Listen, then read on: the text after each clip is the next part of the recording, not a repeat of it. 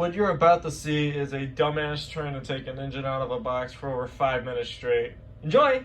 Alright, now you may be wondering why the camera is so high. It's because this is, quite frankly, the best goddamn engine I have ever bought from the collection of Northwestern Central Railroad in terms of cost savings. Yeah, it was about time. We are going to be unboxing and reviewing the massive Lionel JLC H72882 steam locomotive and tender from Lionel. And this is going to be fun.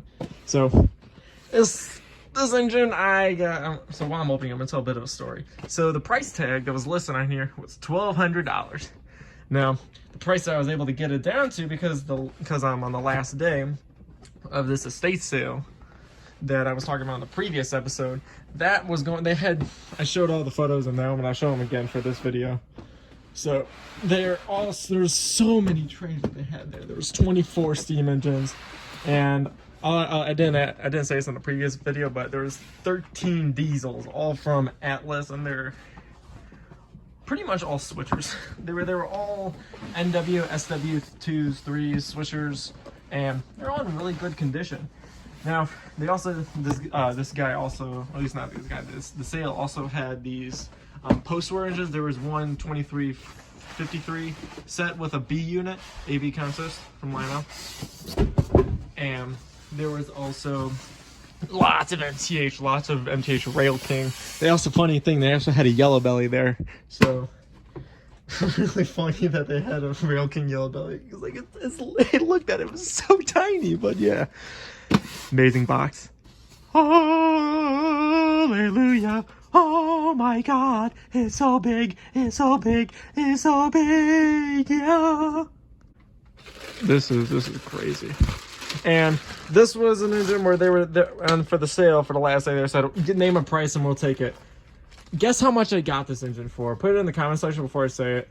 I got this engine for $300.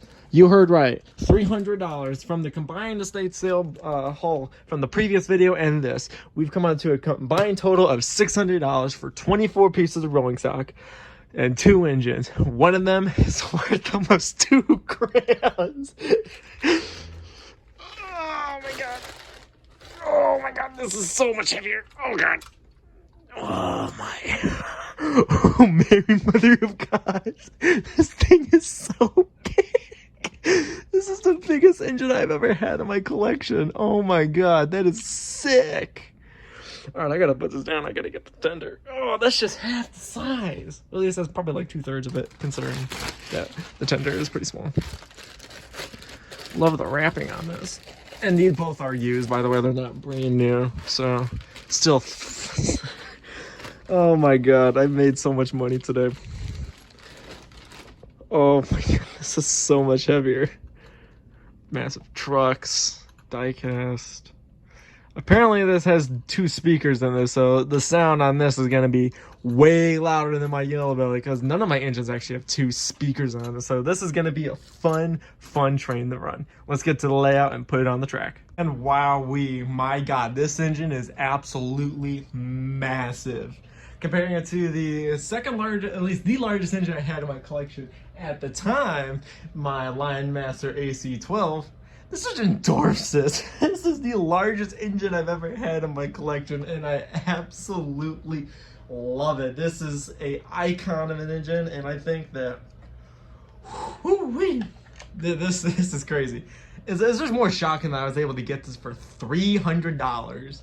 When this engine, if you look right now, I believe there's one listing on it on Train still by the time this video comes out. I believe there's still one listing on it on the website that this engine is going for $1,600 to $1,700, which is like, oh my God, this is crazy. I'm like so excited right now.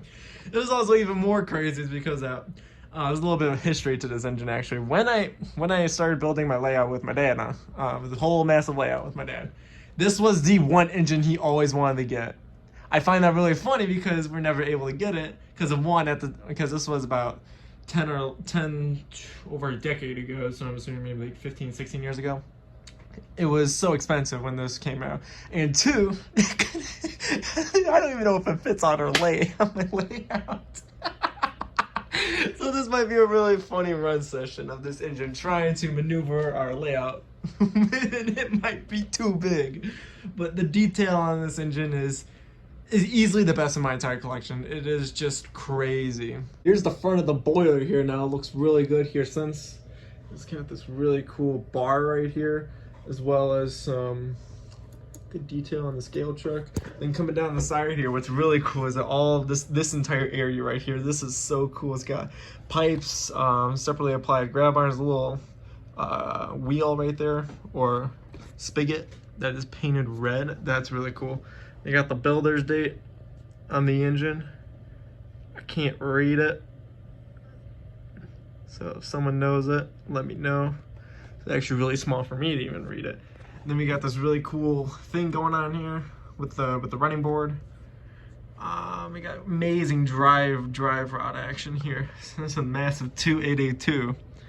Really cool. I love how they got a step ladder right here because it brings it out. And then you got some more pipes here.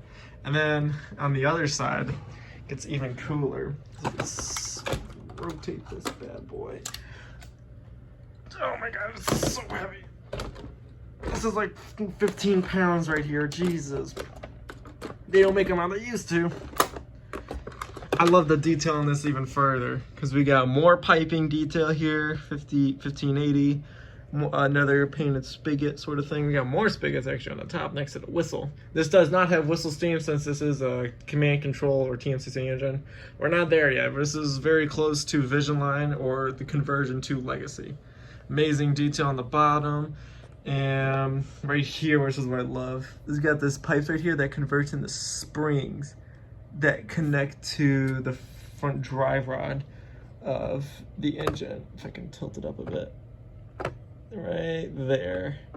And then there, yeah. This engine is also the only first in my collection because, put it back on the stand here. This is the first engine in my collection that actually doesn't fully articulate first for a massive articulated steam engine, because the whole back here is fixed. It does not move while the front articulates or pivots to the front of this steam chest, which is the reason why the minimum curve is so high on this engine. And they really mean it. This engine's minimum curve is 0.72, and they're not joking. I'm running on 0.72, and the overhang on this engine, it is astronomical. Like, it is crazy. And it's just one thing I love about it so much. It's just the detail, the looks, the size, the length. It is a true Goliath of our nation. Also, I love there's actually a little drop plate right here that you put it over the tender when you connect it. It makes the gap a little bit more realistic. Now, for running this engine, you get 3 options with this time. We don't get, actually no, just 2 options this time. So you can use the, actually, maybe 3. You can, since this is a TMCC engine, you're only allowed to use the command control system for it. Obviously, I'm doing it off my Legacy remote, but yeah, because it also is cross-compatible with TMCC engine. So yeah, for this demonstration, I'll be using my Legacy remote, but you can use the good old-fashioned TMCC remote if you want to, or you can run this engine conventionally with just some transformer, which, if you're starting out for a layout, that's totally fine. it's just quite funny because you only get the whistle and the bell, that's it. But yeah, that's fine. So this engine is absolutely massive, as well as the sound effects on this engine. Let's start her up. You can hear all of it from the back of the tender. So I'm gonna start with the whistle, of course. This is an amazing Hooter style whistle. This is a very good whistle. I'm not really a Hooter style whistle fan, but my God, this is an amazing whistle. So let's give it a listen.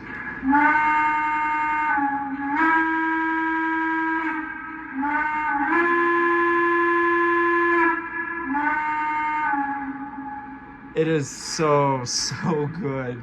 Here's the bell. Just a basic bell. I believe this is water or coal being added to the tender. Never mind. That's wrong. I haven't read the owner's manual yet because there wasn't one that was listed for this. So I'm just going off of what my general instincts of this engine would have. So I believe, so at least for this blowdown and this valve here, 3 and 6 on the legacy remote, they just make the exact same sound. Here's the electro coupler. It is so cool. It's so low tone and pitched, but it's also loud at the same time. It is so cool. It is so cool. Here is the crew talk with this. Now this does have actual crew talk on here, and this has road name and road number specific dialogue. Not exclusive to the JLC series.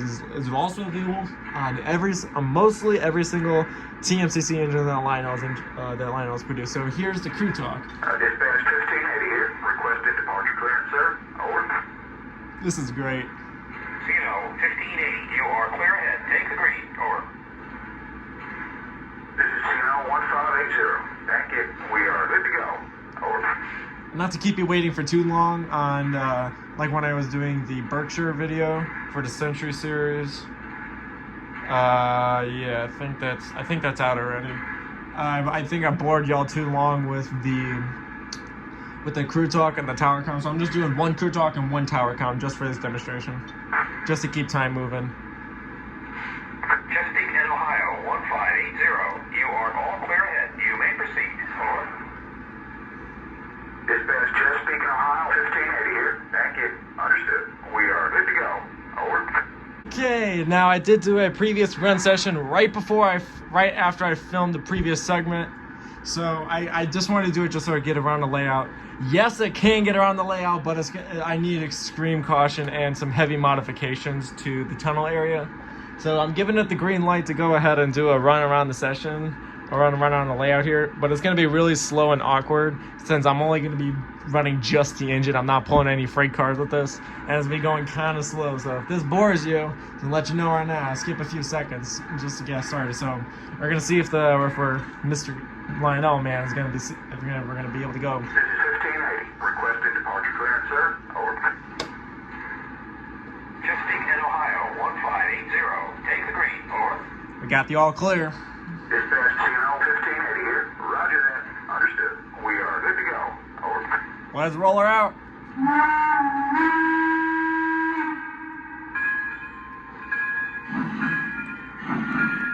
Chesapeake and Ohio 1580 here. Try to depart. Over. Okay. Over out.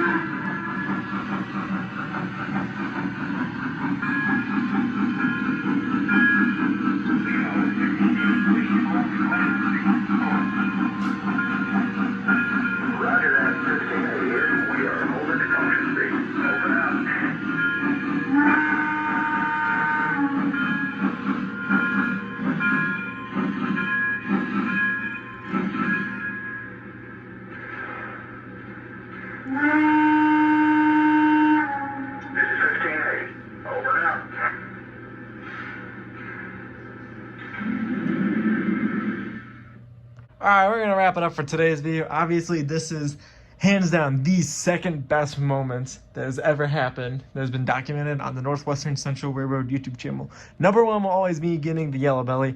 Two will be getting these two engines for practically for free.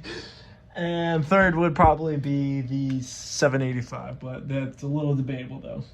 But yeah, that's gonna be it for now. This is an amazing engine. If you really want this engine, I'd say go for it. This is probably the second most expensive engine in my collection, it being about $1,700 to $1,800. And now me getting it for $300 is pretty crazy. I think I said 300 I'm not sure. So I spent $600 total at this estate sale. Day one, I got $100 on the 24 pieces of rolling stock. Day two, I walked out with two of these engines. So not two of these engines specifically, the other engine I did the video on. But yeah, this is an amazing engine. I should have went back and got the JLC Challenger, but I don't think that thing would fit on my layout.